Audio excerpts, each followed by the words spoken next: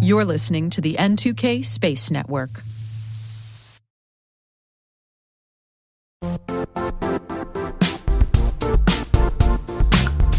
The IT world used to be simpler. You only had to secure and manage environments that you controlled. Then came new technologies and new ways to work. Now, employees, apps, and networks are everywhere. This means poor visibility, security gaps, and added risk. That's why Cloudflare created the first-ever connectivity cloud. Visit cloudflare.com to protect your business everywhere you do business.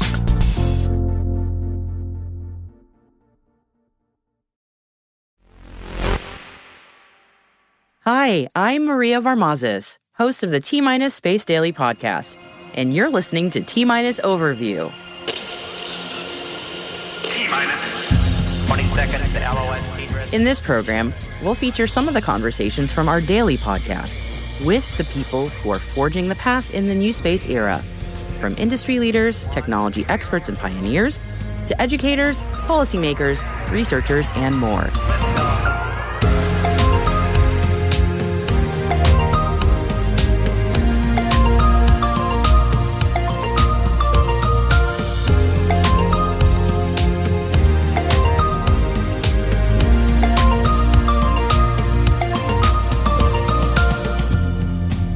On today's program, we're going to take a look into the astronaut experience, from the people that are looking at humanizing time and space to the psychological phenomena known as the overview effect.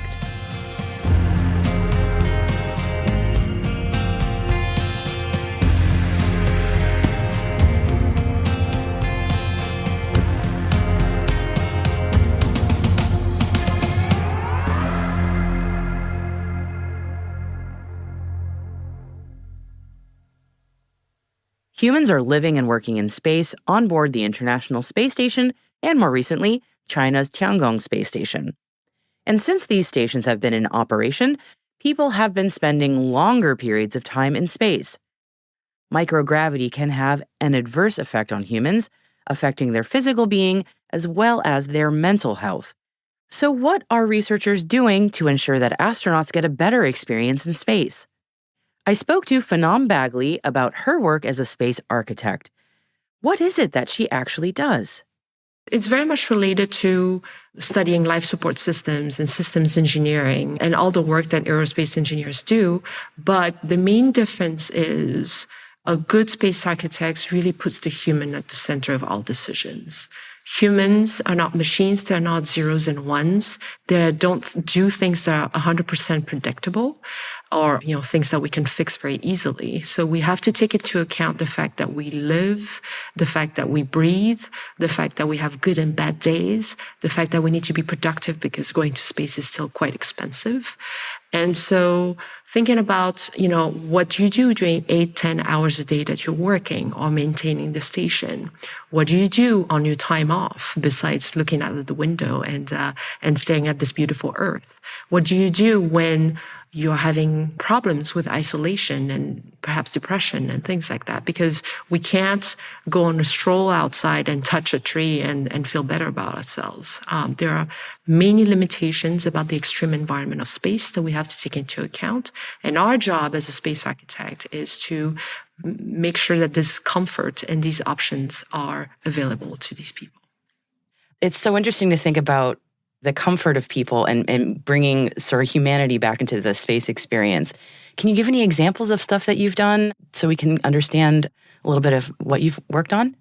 So my firm works in both Earth and space, and really a lot of the technologies that we're developing is available to everyone here on Earth. We always have on the back of our mind, how are these technologies going to be translated to the extreme environment of space? For example, we designed this band that helps you fall asleep in 15 minutes. Sleep is a little bit of a problem when you go in space because you experience 16 sunrises and sunsets a day. You are not experiencing the comfort of gravity pushing your body against a mattress.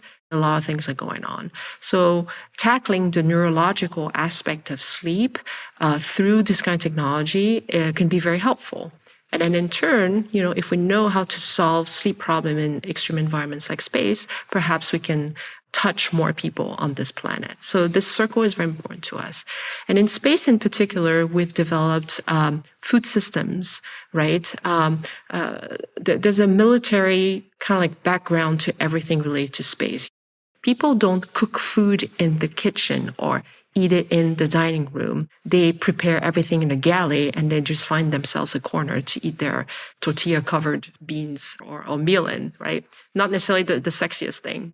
Changing the experience is really what's at the core of what we do, right? Instead of creating all of these foods that sound very novel and probably fun for about 5 days, we actually want to come back to why we eat food on this planet. Why are certain foods connected to certain cultures? Why do they create comforts for ourselves? Why do we eat junk food once in a while to make ourselves feel better? And not take away these things from our humanity, but really re-injecting them in a way that's actually productive for these astronauts. Another thing we're doing in space architecture is really redefining how we design habitats. We need to think of them more as homes than survival tents. How do we make people live in the environment they want, right? Let's say we have detachable sleep pods that, if someone wants to sleep by themselves on the other side of the station, by all means do it, right? Designers and architects should give options for that. If I want to eat looking at the earth versus eating at the communal table, I should be able to do that. If I want to go to the bathroom and experience something that's more akin to a spa, rather than the utilitarian toilet that seems to break every 2 weeks up there, I should be able to do that. So these are the type of things that we're working with companies like Sierra Space and other groups. And it's very interesting right now to work with these kind of companies because traditionally, they have thought about the utilitarian function-based aspects of things, what functions, what is not going to kill the astronauts, what is going to make sure that we can integrate the labs that make them productive up there. And all of this is not going away for obvious reasons. But we need to make sure that it's, Space 2.0, Space 3.0 doesn't look like what we've been seeing aboard the ISS, which is really an accumulation of stuff, 23 years of stuff. And a good way of putting it. And then humans just like taking the remaining space and trying to make a life out of it. And I think that was fine for a long time because astronauts were highly trained, superhumans. But now we're starting to see different profiles of people going up there, commercial astronauts, people who could just go up there for a few days, having spent 10 years training in the harshest conditions in order to go up there. And that's going to become more and more common. I think your point is excellent because as commercialization in space grows, it's not unreasonable to say human beings should be able to expect not just some level of comfort, but also beauty. One of the things I really love about what your design firm does is the tagline about making science fiction into reality. As someone who enjoys science fiction, a lot of those dreams are really beautiful. Yeah, and the thing is that a lot of people think is either function or beauty. Whereas the way designers like myself think is that nothing can go forward if you don't think about function, aesthetics, and value at the same time, right? Every time we create a prototype, every time we test one, every time we pull out insights and interview stakeholders, we need to make sure that these 3 points of aesthetic, value, and function are taken care of, because if we're not, we'll end up with the same stuff as we did before, right? I mean, when you look at the ISS, which is, by the way, the greatest thing that we've ever built. It looks like it was built in a garage, after someone went to a Home Depot, stops. Look at the working out area. It's just a bunch of tubes and like a very basic treadmill with a bunch of like bungee cords on the side. Who has the motivation to work out for 2 hours a day for 6 months in these conditions? I don't. Yeah. And I think that your point is very well taken. And it actually brings me to the Deep Space Food Challenge. Could you talk a little bit about that? Because it's really fascinating. Yeah. I mean, I think all of us, at least healthy people, eat a wide range of things, right? We eat some food that's very comforting in the morning, like a creamy coffee, for example, right? Some people like black coffee, but some of us like the pumpkin spice lattes. And what if we gave that to the astronauts, or gave them the option of having this creamy, unctuous mouthfeel? that really wakes the whole body up. So we created a machine that actually helps with that. And then when we look at many cultures all over the world, and when there's a day of celebration, usually the centerpiece is a grilled protein or like something that's been sitting in the oven for a number of hours and making the whole house smell wonderful. So why can't we have the same thing, right, up there? Why do we have to eat sad chicken that comes out of a bag and rehydrated with some warm water? Like, that doesn't sound that great, right? So that's why we introduced the idea of space barbecue. And as we, may know, open fire is frowned upon in space. So instead of doing it that way, we wanted to use, microwaves to heat up the meat and then applying laser grill marks on top of the meat. And at first it felt like a little bit of a cheat. And then we started testing it and then eating it ourselves and realized that there is a difference when you apply lasers on top of protein with a carbohydrate in between, because there's a caramelization that really... The Maillard reaction, right? Exactly. Yeah. and it makes the whole thing like look and feel so beautiful. So thinking about the Deep Space Food Challenge is how do we bring back pleasure into the act of eating in space? Because food becomes very boring very quickly up there. One of the dangers that astronauts expose themselves to is weight loss, which here, on Earth, we're like, oh, weight loss, fantastic. But weight loss in space is actually dangerous because your life depends on it.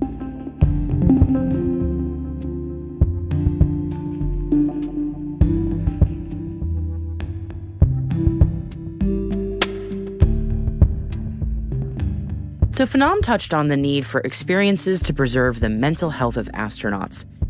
To follow on that, I spoke to Jason Michaud, founder and CEO at Stardust Industries in Canada, which aims to empower the space industry through innovations in technologies and science, with the goal of making space more accessible to humanity. He shared with me how he's using virtual reality in space to keep the crew connected to Earth. We started in college learning about virtual reality and haptic feedback, and how can I take such a cool technology from video games and translate it into something that could be utilized to help people. So we got involved in the mining industry back then, and the mining industry, as I say, no offense, but it's an old boys club, and it's very hard to break into new technology prior to COVID. So we got really great connection, good partners out there and whatnot. Yeah. But one of the things that was a big breaking point, a big changing point, is when we heard Scott Kelly on the ISS saying that mental health was one of his biggest struggle in space. So he said, why can't we use virtual reality and haptic feedback technology so that people could have a connection with their family from space? So what we went to develop is a solution called Serenity, so that astronauts can hug their loved one almost in real time from the ISS. Wow. They can feel the hug and feel more connected, because the biggest issue for going and building a base on the moon or Mars is not going to be just not really technology. We have most of the technology. It's the I guess human. money is a problem, but I mean the human factor is the biggest one, and if we can't fix that, that's what we should prioritize in the space industry. Can you tell me a bit more about the other things that Stardust is doing as well? Yeah. So at Stardust, we have lots of partners. We know a lot of people, and we've traveled quite a bit extensively, met some incredible people. And we've been creating this facility called TEA, which is an analog for more for the human connection and the crew dynamics. And what we understand is, maybe the government is not completely ready to have the camp on the moon, but industry is, and we're not going to wait. And as soon as you start having more than 6 people on the moon, you're going to have 20 people, maybe 100 people. That's when the human connection is so important. Yeah. And in order to do that, we have to understand that humans are not perfect. And the sooner we do that, the better we can have prevention for problems that can arise. Yeah. We can't be naive. Everything's going to happen in space. That's true. We're bringing humanity. We're not just going to change overnight. So if you're telling me we're going to build rockets or anything on the moon eventually to go to outer space or to send satellites, well, we already use more than 5,000 people on Earth right now just to build one rocket. So we're going to have hundreds to thousands of people in the next decade or so, maybe two. So we're preparing for that with our Taya location, doing our first crew missions this summer. In fact, we're partnered with Lockheed Martin as well. And we're going to have about 20 people for 2 weeks in isolation in a former NORAD facility that was converted into a mushroom farm. The journeys these things go on, really, truly is. So it's 23,000 square feet, and it can accommodate 20 people, and it has the capacity to grow food for 50,000 people, so we're not going to run out of food. That's good. But it's going to be very interesting and very game-changing in the north. Apart from that, we're announcing also our Prometheus suit. So with partners, we've been developing a training spacesuit that can be used to go underwater, but also that has augmented and virtual reality so that the astronaut that's underwater, rather than swimming underwater, he's actually just swimming like if he was on the ISS. So it gives them more that feel of immersion. But not only that, the suit is used for our analog data. And it is meant to be fully augmented with AI voice, kind of like ChatGPT meets Alexa, but private database, not access to everything on the internet, but to some degree. Otherwise you get into trouble there. Could you imagine you'd be on the moon and you're like, I need medical assistance, and it starts playing the song "Staying Alive" instead. Or it's like, here's some memes. Is this what you wanted? No, cat memes are not what I need right now. No. I mean, it's helping me de-stress, but I suppose. But so we've been developing that extensively, and that's part of our announcement. Apart from that, we've been really focused on developing our space center with our partners Amtogamy on over 1,000 acres of land, where we are building a space camp and other opportunities for training right in the north, and so that the youths don't need to leave the community. They're able to use the skills that's already available and our uniqueness of the landscape, so that these kids are able to create the aerospace community right in their backyard rather than to go to a corporate world that's going to suck you in.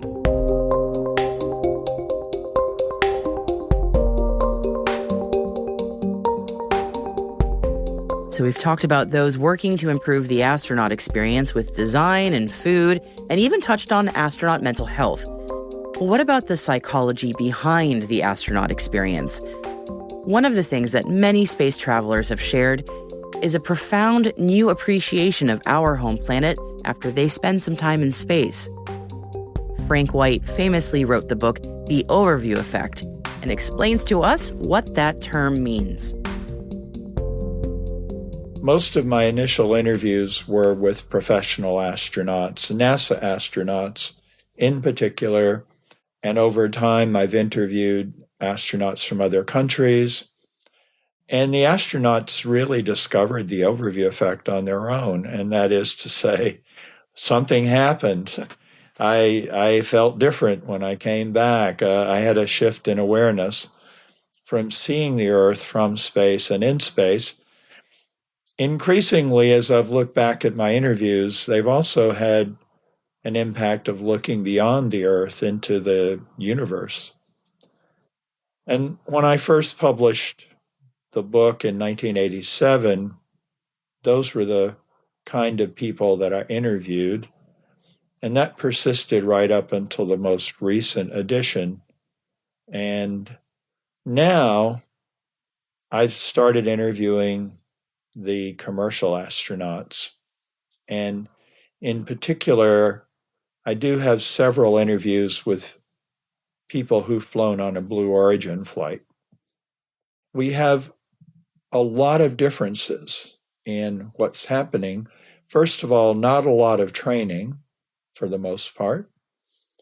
And secondly, they're going for the experience for the most part. And then they're looking at much shorter flights, suborbital flights, and that's a big difference. So I had people say to me that the commercial astronauts on Blue and Virgin would not experience what I call the overview effect because they'd be too close to the Earth and it would be too brief, and it just wasn't going to happen. And I thought, well, that makes sense, I hear what you're saying. But if we are going to be good scientists, let's just get some data. And I pointed out, remarkably, the United States only has sent astronauts on 2 suborbital flights, and that was Alan Shepard and Gus Grissom. So Alan Shepard did have a comment about his experience that very strongly indicated that something happened. He said he'd looked at all these pictures, he had prepared himself for the flight, but nobody could be prepared for the view that he saw. And I included that in the book, even though I never interviewed him. Well, that indicated something. But now I've started interviewing Blue Origin astronauts, and they are on a remarkably fast flight. It's like 11 to 13 minutes. Yes. Yeah. And you would think it is too fast. It is too brief, and you're not very far from the surface and all of that. But then when I talk to them, it seems like something significant does occur for most of them. And many people saw William Shatner. Yeah, that very famous occurrence. I remember watching that live when it happened. Yes. When he came out, he was deeply moved. Deeply moved. He was close to tears. It was difficult to articulate what happened. It's been interpreted as a negative experience, but I think that's too simplistic. I think it was powerful, and it was something other astronauts have reported in different ways, which is they see how tiny the Earth is against the backdrop of the universe, how fragile it is. They come back with a feeling we've got to do something to protect the environment. And he had gone with an expectation of joy. It was going to be joyful. And for some people, it is joyful. But this sense of fragility and responsibility is something professional astronauts who took longer trips have reported. Another constant is we don't think of astronauts crying. And I've talked to professional and commercial astronauts who cry when they see the Earth. They don't know why. They're not sure.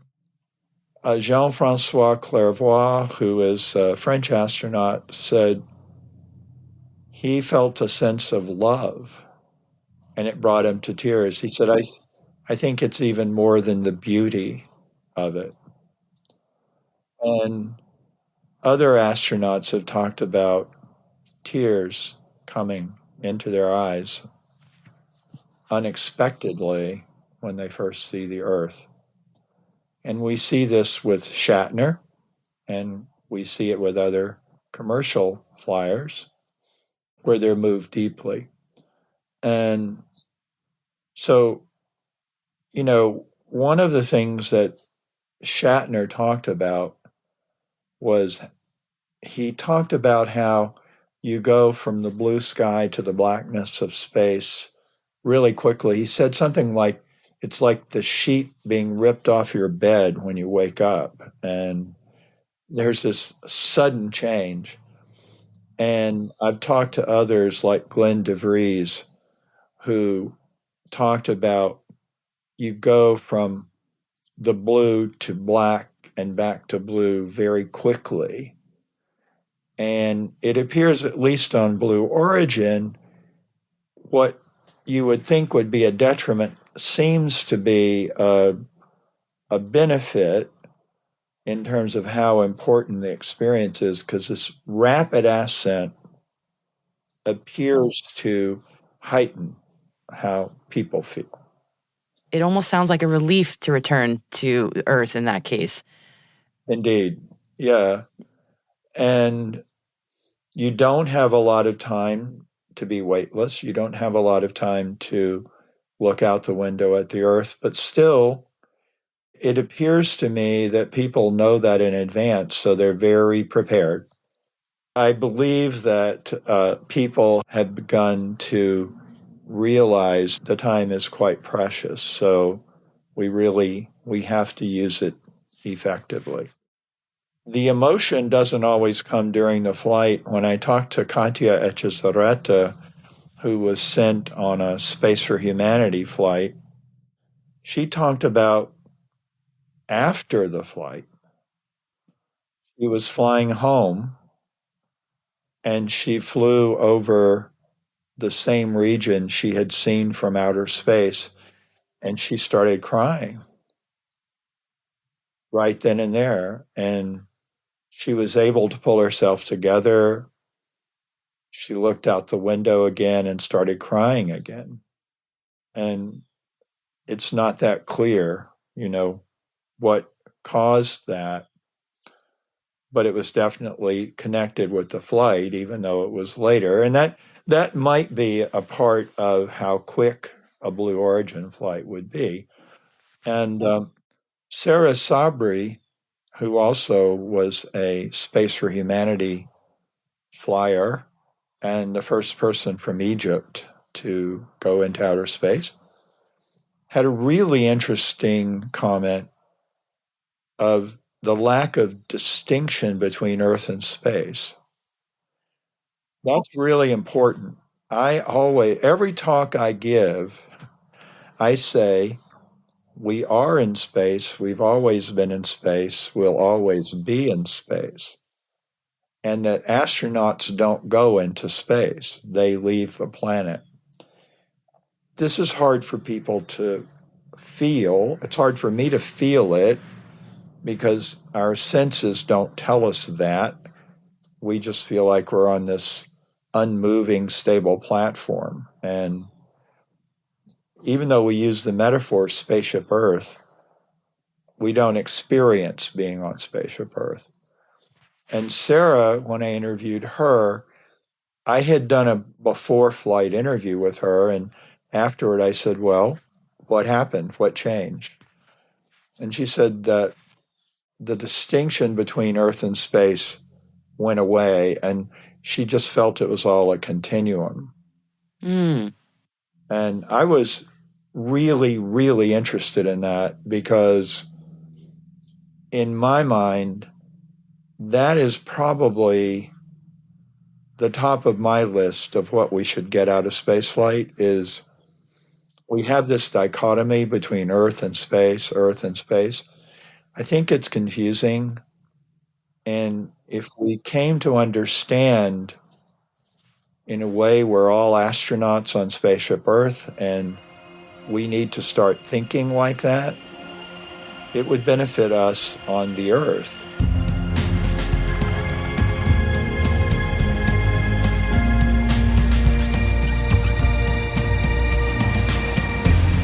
A huge thank you to our guests today, Phenom Bagley, Jason Michaud, and Frank White.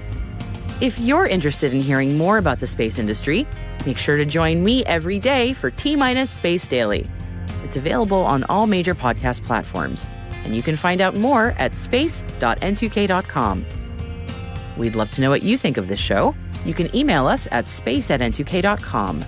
Your feedback ensures that we deliver the information that keeps you a step ahead in the rapidly changing space industry.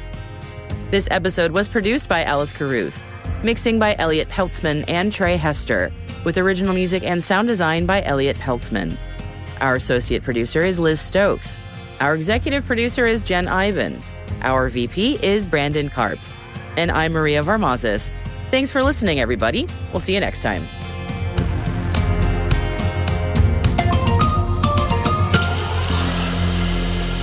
T-minus.